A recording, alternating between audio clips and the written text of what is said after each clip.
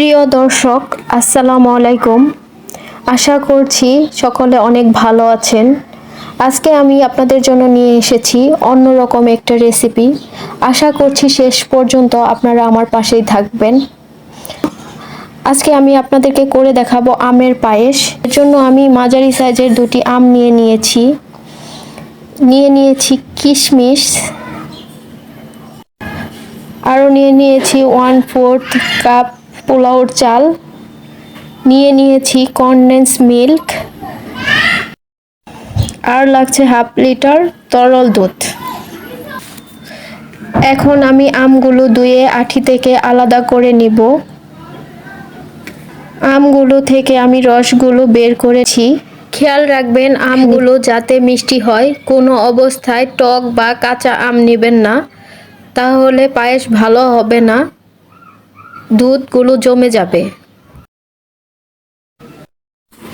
রস বের করা শেষ হয়ে গেছে।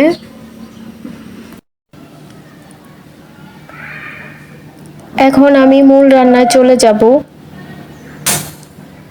চুলায় একটি প্যানে দুধ গরম বসিয়ে দিয়েছি। দুধটা ফুটে উঠলে দিয়ে দিব পোলাওর চাল। চালগুলো আমি ব্লেন্ডারে দিয়ে আধা ভাঙা করে নিয়েছি। দুধ ফুটে উঠেছে, এখন চালগুলো দিয়ে দেব।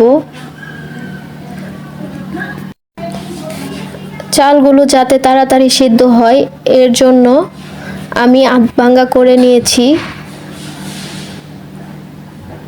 কোনোভাবেই চালগুলো গুঁড়ো করবেন না, তাহলে খেতে ভালো লাগবে না। আমি কিছুক্ষণ নেড়েচেড়ে রান্না করে নেব। 5-7 মিনিট রান্না করার পর চালগুলো সিদ্ধ হয়ে গেছে। এখন দিয়ে দেব 50 গ্রাম কনডেন্স মিল্ক।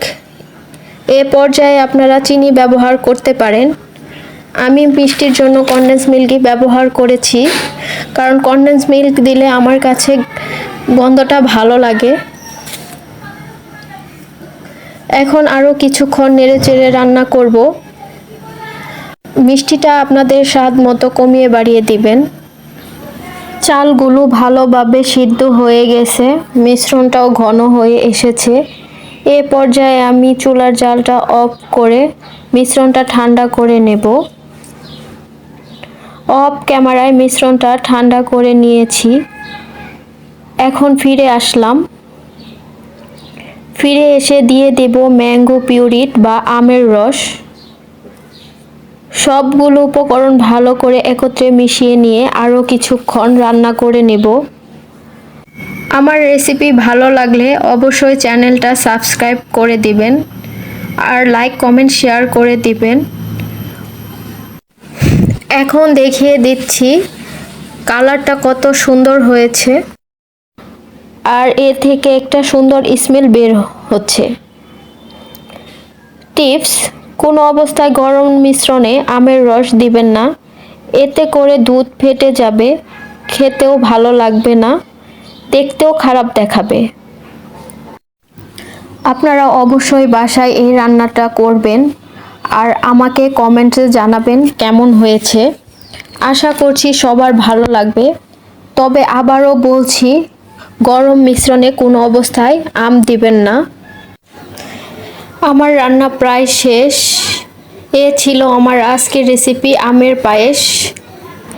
এখন আমি নামিয়ে নিয়ে উপর থেকে কিছু কিশমিশ দিয়ে পরিবেশন করছি।